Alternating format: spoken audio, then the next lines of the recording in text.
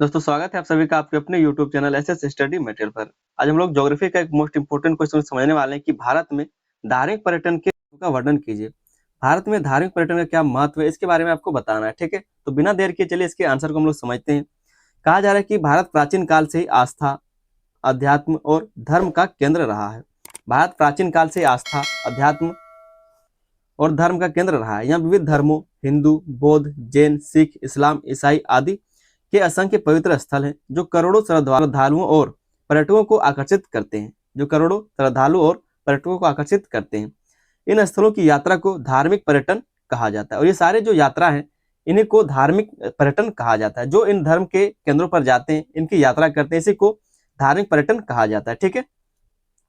आगे इसमें कहा जा रहा है कि धार्मिक पर्यटन न केवल लोगों की आस्था को जोड़ता है बल्कि यह आर्थिक विकास, सांस्कृतिक एकता और रोजगार सृजन का भी महत्वपूर्ण साधन बन चुका है। धार्मिक पर्यटन न केवल लोगों की आस्था को जोड़ता है बल्कि यह आर्थिक विकास का, सांस्कृतिक एकता का और रोजगार सृजन का भी महत्वपूर्ण साधन बन चुका है। क्योंकि पर्यटन जो एक उद्योग है, चाहे वो धार्मिक पर्यटन हो, चाहे वो मनोरंजन पर्यटन हो, ठीक है, किसी प्रकार का पर्यटन एक उद्योग की तरह काम करता है। वही कहा जा रहा है कि धार्मिक पर्यटन न केवल लोगों की आस्था को जोड़ता है बल्कि यह आर्थिक विकास, सांस्कृतिक एकता और रोजगार सृजन का भी महत्वपूर्ण साधन बन चुका है। आगे हम लोग धार्मिक पर्यटन के अर्थ को समझेंगे कि धार्मिक पर्यटन का अर्थ क्या होता है, किसको कहेंगे धार्मिक पर्यटन। धार्मिक पर्यटन वह यात्रा है जिसमें व्यक्ति किसी धार्मिक, आध्यात्मिक या तीर्थ स्थल की यात्रा करता है ताकि वह आस्था, पूजा या मानसिक शांति प्राप्त कर सके। यह धार्मिक पर्यटन का अर्थ हो गया, ठीक है। उदाहरण आप समझ सकते हैं कि वाराणसी लोग जाते हैं, हरिद्वार जाते हैं, अमरनाथ जाते हैं, वैष्णो देवी, बोध गया, अजमेर शरीफ, स्वर्ण मंदिर या फिर वेलंकनी आदि यहाँ पर जाते हैं। तो इस क्यों जाते हैं? ताकि व्यक्ति आस्था, पूजा या फिर मानसिक शांति प्राप्त कर सके। तो इस तरह से धार्मिक पर्यटन का अर्थ हो गया। आगे हम लोग भारत में धार्मिक पर्यटन के प्रमुख केंद्रों को देखेंगे। भारत में धार्मिक पर्यटन के प्रमुख केंद्र कौन कौन से, उसके बारे में हम लोग समझेंगे। तो भारत में लगभग हर राज्य में धार्मिक स्थलों का जाल बिछा हुआ है। क्योंकि भारत जो धार्मिक स्थलों का एक केंद्र है, इसके कारण कहा जा रहा है कि भारत में लगभग हर राज्य में धार्मिक स्थलों का जाल बिछा हुआ है। हिंदू धर्म में कौन कौन से हैं? तो 4 धाम। हिंदू धर्म का मतलब सनातन धर्म, ठीक है। 4 धाम बद्रीनाथ, द्वारका, पुरी और रामेश्वरम, ये 4 धाम यात्रा है। 4 धाम में आपको उत्तरी या फिर पश्चिमी लिखा हुआ मिल जाएगा। तो काशी, तिरुपति, मथुरा, उज्जैन, ये सब क्या है? तो हिंदू धर्म के तीर्थ स्थल है, ठीक है, तीर्थ केंद्र है। बौद्ध धर्म में क्या है? तो बोध गया, सारनाथ, कुशीनगर, लुम्बिनी, ठीक है, ये सारे क्या है? तो बौद्ध धर्म के केंद्र स्थल है। जैन धर्म के केंद्र स्थल कौन से हैं? बौद्ध धर्म के धर्म स्थल कौन से हैं? तो पावापुरी, श्रवणबेलगोला या फिर शत्रुंजय, ठीक है, ये सब क्या है? तो जैन धर्म के धर्म स्थल हैं। सिख धर्म में कहां पर? तो अमृतसर का स्वर्ण मंदिर, पटना साहिब या फिर हेमकुंड साहिब, ठीक है। आगे देख लेते हैं जो इस्लाम धर्म के कहां क्षेत्र हैं? तो अजमेर शरीफ, हजरतबल, निजामुद्दीन औलिया दरगाह, ठीक है, ये सारे क्या है? तो इस्लाम धर्म के पवित्र केंद्र हैं। ईसाई धर्म में कौन कौन सा? वेलंकनी हो गया, गोवा और केरल के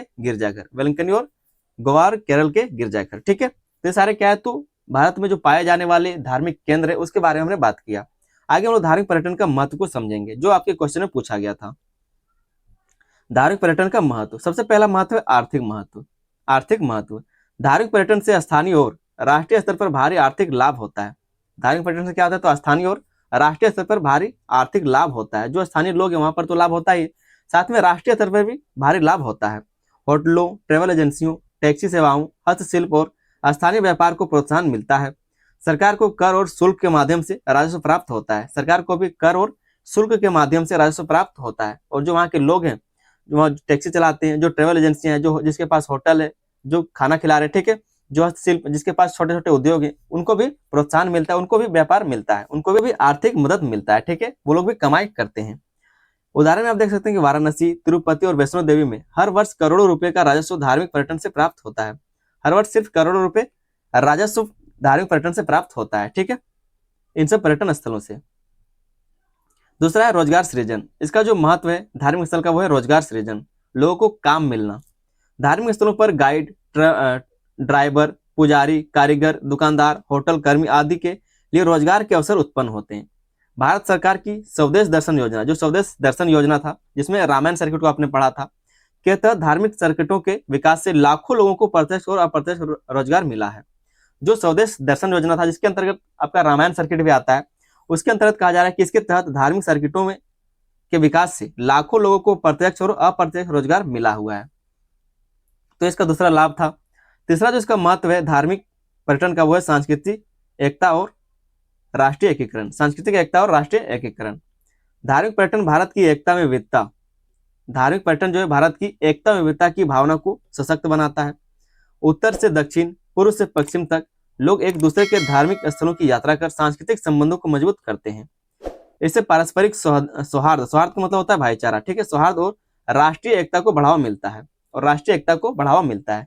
अगर दूसरे धर्म के लोग दूसरे धर्म में पर्यटन के हिसाब से जाए, अगर तीर्थ के लिए ना जाए, पर्यटन के लिए जाए, तो इससे क्या होता है, भाईचारा बढ़ता है, एक दूसरे धार्मिक स्थलों की यात्रा कर सांस्कृतिक संबंधों को मजबूत किया जाता है। ठीक है, तो ये सारे क्या है, तो महत्व है धार्मिक स्थलों के, धार्मिक पर्यटन के।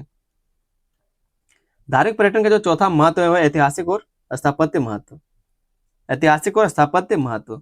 अधिकांश धार्मिक स्थल प्राचीन इतिहास और स्थापत्य कला के अद्भुत उदाहरण हैं। काशी विश्वनाथ मंदिर, कोणार्क मंदिर, अजंता एलोरा और बौद्ध स्तूप न केवल आस्था बल्कि सांस्कृतिक धरोहर भी है, बल्कि क्या है, तो सांस्कृतिक धरोहर भी है, सिर्फ आस्था का केंद्र नहीं बल्कि सांस्कृतिक धरोहर भी है। इन स्थलों के संरक्षण से भारत की ऐतिहासिक पहचान भी सुरक्षित रहती है। अगर इन स्थलों का संरक्षण हो तो भारत की ऐतिहासिक पहचान भी सुरक्षित रहती है। भारत जिन इतिहास के लिए जाना जाता है वो भी सुरक्षित रहता है। पांचवा जो इसका महत्व है धार्मिक पर्यटन का, वो है सामाजिक और आध्यात्मिक महत्व। सामाजिक यात्राएं व्यक्ति में आस्था, सदाचार, अनुशासन और सहनशीलता की भावना उत्पन्न करती है। सामाजिक और आध्यात्मिक महत्व है ये सब। ठीक है, धार्मिक यात्राएं क्या करती है, तो व्यक्ति में आस्था जगाता है, सदाचार लाता है, अनुशासन और सहनशीलता की भावना उत्पन्न करती है। तीर्थ यात्रा सामाजिक समानता का माध्यम भी बनती है। तीर्थ यात्रा तो सामाजिक और समानता का माध्यम भी बनती है, जहाँ सभी जाति, वर्ग और क्षेत्र के लोग समान रूप से भाग लेते हैं। यह समाज में नैतिक मूल्यों और धार्मिक सहिष्णुता को सुदृढ़ करता है। छठा जो इसका महत्व है वह है क्षेत्रीय विकास में योगदान। क्षेत्रीय विकास में योगदान देता है धार्मिक पर्यटन। धार्मिक पर्यटन से सड़कों, रेल, होटल, अस्पताल और स्वच्छता जैसी सुविधाएं विकसित होती हैं। इनसे ग्रामीण और पिछड़े क्षेत्रों में भी विकास के अवसर बढ़ते हैं। इससे क्या है, तो जो ग्रामीण वर्ग है, जो पिछड़े क्षेत्र है, वहां पर भी विकास के अवसर बढ़ते हैं। ठीक है, उदाहरण देख सकते हैं केदारनाथ और बद्रीनाथ मार्ग पर चार धाम परियोजना से क्षेत्रीय विकास को बल मिला है।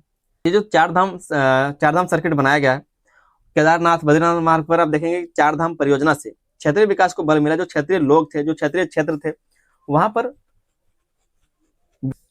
आगे हम लोग देखेंगे धार्मिक पर्यटन से जुड़ी सहकारी पहलें। धार्मिक पर्यटन से जुड़ी जो सरकारी पहले हैं उसको समझते हैं। पहला जो पहल वो है स्वदेशी दर्शन योजना, 2015 में लाया गया। थीम क्या था, थीम आधारित पर्यटन सर्किटों का विकास था। थीम आधारित पर्यटन सर्किटों का इसमें विकास करना था, जिसमें बौद्ध circuit, Ramayana circuit, Krishna circuit, Sikh circuit आदि प्रमुख हैं। ये स्वदेश दर्शन योजना के तहत 2015 में बनाया गया था। ये सब क्या है, तो धार्मिक पर्यटन से जुड़ी सरकारी पहले हैं, ताकि सरकार इसमें जुड़ा हुआ है, ताकि धार्मिक पर्यटन को बढ़ावा दिया जा सके। दूसरा है प्रसाद योजना। प्रसाद योजना, ठीक है, कहा जा रहा है कि धार्मिक स्थलों के आधुनिकीकरण और स्वच्छता के लिए लागू की गई है। प्रसाद योजना क्या है, तो धार्मिक स्थलों के आधुनिकीकरण और स्वच्छता के लिए लागू किया गया है सरकार के द्वारा। ठीक है, ये सब क्या है, तो सरकार की पहले हैं। तीसरा है इनक्रेडिबल इंडिया। इनक्रेडिबल इंडिया अभियान में धार्मिक स्थलों को विशेष रूप से प्रचारित किया गया। इनक्रेडिबल इंडिया में ये जो इनक्रेडिबल इंडिया अभियान चलाया गया, इसमें धार्मिक स्थलों को विशेष रूप से प्रचारित किया गया है। आगे हम लोग इसके निष्कर्ष को समझ लेते हैं। इसके भारत में धार्मिक पर्यटन केवल आस्था का विषय नहीं, बल्कि यह आर्थिक, सामाजिक, सांस्कृतिक और पर्यावरणीय दृष्टि से अत्यंत महत्वपूर्ण है। यह भारत की आत्मा, उसकी संस्कृति, श्रद्धा और एकता का प्रतीक है। ये जो धार्मिक पर्यटन है, ये भारत की आत्मा, उसकी संस्कृति, श्रद्धा और एकता का प्रतीक है। यदि इसे सतत विकास की नीति के साथ आगे बढ़ाया जाए तो धार्मिक पर्यटन भारत के समग्र आर्थिक और सांस्कृतिक पुनर्जागरण में एक महत्वपूर्ण भूमिका निभा सकता है। ठीक है, तो इस तरह से आप निष्कर्ष को लिख सकते हैं। उम्मीद करते हैं एक आसान सा क्वेश्चन आपको समझ में आ गया होगा। चैनल को सब्सक्राइब जरूर कर ले। प्लेलिस्ट हम बना दें तो प्लेलिस्ट से जाकर के आप लोग तैयारी शुरू कर सकते हैं। एक बात हम आपको और फिर से बता दें कि जो आपके क्वेश्चन एग्जाम में इसी तरह से सेम नहीं पूछेगा। क्वेश्चन को घुमा के पूछा जाता है, क्वेश्चन को अलग तरीके से पूछा जाता है। समझना पड़ेगा आपको कि पूछ क्या रहा है और हमको लिखना क्या है। अगर मेरा वीडियो आप देखते हैं, क्वेश्चन को अगर आप समझ पाते हैं एग्जाम में, तो आप मेरे वीडियो से समझ करके भी लिख सकते हैं। ठीक है, तो वीडियो अगर आपको पसंद आया तो वीडियो को एक लाइक जरूर कर दे और अपने दोस्तों में इसको शेयर कीजिए। साथ में अभी आपके कमेंट में एक ऑप्शन दिख रहा होगा हाइप का, तो वीडियो को हाइप जरूर करें, वीडियो को हाइप जरूर करें। ठीक है, चलिए मिलते हैं दोस्तों अगले वीडियो में, तब तक के लिए धन्यवाद। जय हिंद।